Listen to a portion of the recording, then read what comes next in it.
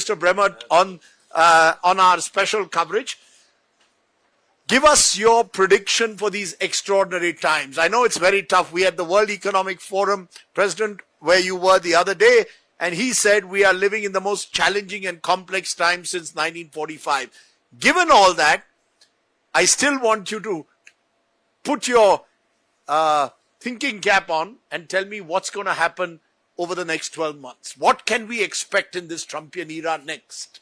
Well, first, let's recognize that Trumpian era is what he wants you to call it, but it's not very accurate. The United States is the most powerful country in the world. I accept that. President Trump is not the most powerful leader. Xi Jinping is. Why is that? Xi Jinping doesn't have midterm elections. He doesn't have an independent judiciary. Trump isn't going to be there in 3 years. Xi Jinping is, right? And so Trump is getting all the headlines. He's getting all the media attention. Xi Jinping is actually in the better position as a leader.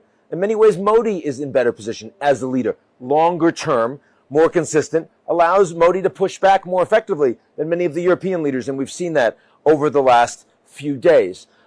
I guess one thing I would say, one thing that we've learned from these 3 days that we've wasted on Greenland, is that it turns out that even the Europeans are capable of hitting the Americans back effectively, because this was Taco, right? This was Trump chickening out. He said he was going to own Greenland. He threatened them. There were going to be tariffs on all of the countries by February 1 that supported Denmark. He backed off of all of those things, and he got nothing for it. Why? Why did that happen? Well, number one, because the Europeans were prepared to actually put reciprocal tariffs in place and use the anti-coercion instrument. Number two, because it turns out that there are issues back in the United States where there are real divides, including among Republicans. And this is one of them. In fact, Greenland was even worse for Trump than the Epstein files in polling. Minus 38 on Epstein, minus 40 on Greenland. And the Republicans were telling him, we will not support you on this issue. So we had to back down, especially when the markets tanked.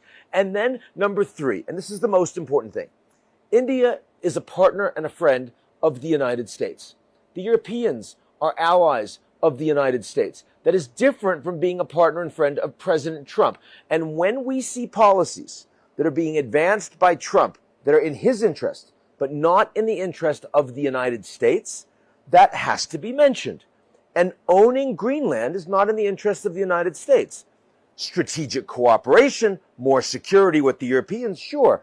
Owning Greenland was an ego issue for President Trump personally, and that's why he failed. And that's an important thing for us to understand.